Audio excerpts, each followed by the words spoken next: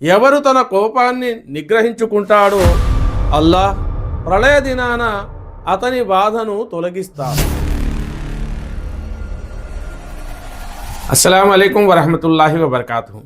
ప్రియ సోదర సోదరీమణులారా, ప్రవక్త ప్రవచనం కార్యక్రమంలో భాగంగా ఈనాటి హదీసు హజరత్ అనస్ రజియల్లాహు తాలా అన్హు వారి ఉల్లేఖనం ప్రకారం దైవ సందేశహరులు ముహమ్మద్ సల్లల్లాహు అలైహి వసల్లం వారు ఇలా ప్రవచించారు: ఎవరు తన నోటిని రక్షించుకుంటాడో అల్లాహ్ అతని లోటుపాట్లను కప్పిపుచ్చుతాడు. ఎవరు తన కోపాన్ని నిగ్రహించుకుంటాడో అల్లాహ్ ప్రళయ దినాన అతని బాధను తొలగిస్తాడు. అల్లాహ్ సన్నిధిలో క్షమార్పణ చేసుకునేవానిని అల్లాహ్ మన్నిస్తాడు. సోదర మహాశివులారా, దైవ ప్రవక్త ముహమ్మద్ సల్లల్లాహు అలైహి వసల్లం వారు ఇక్కడ 3 ఉత్తమ గుణాలను ప్రస్తావించారు.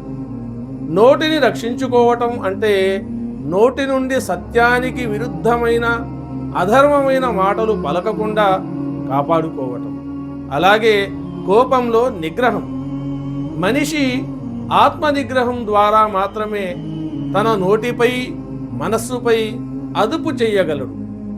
ఎవడైతే ఆత్మ నిగ్రహం కలిగి ఉంటాడో అలాంటి వ్యక్తికి చివరి గుణమైన తన పొరపాట్లకు మన్నింపును అర్థించి దాన్ని పొందటంలో ఆశ్చర్యం ఏముంటుంది?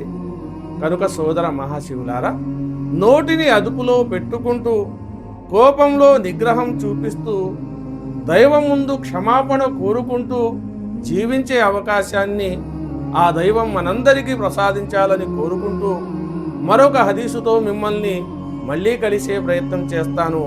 అంతవరకు సెలవు. అస్సలాము అలైకుం వరహమతుల్లాహి వబర్కాతుహు.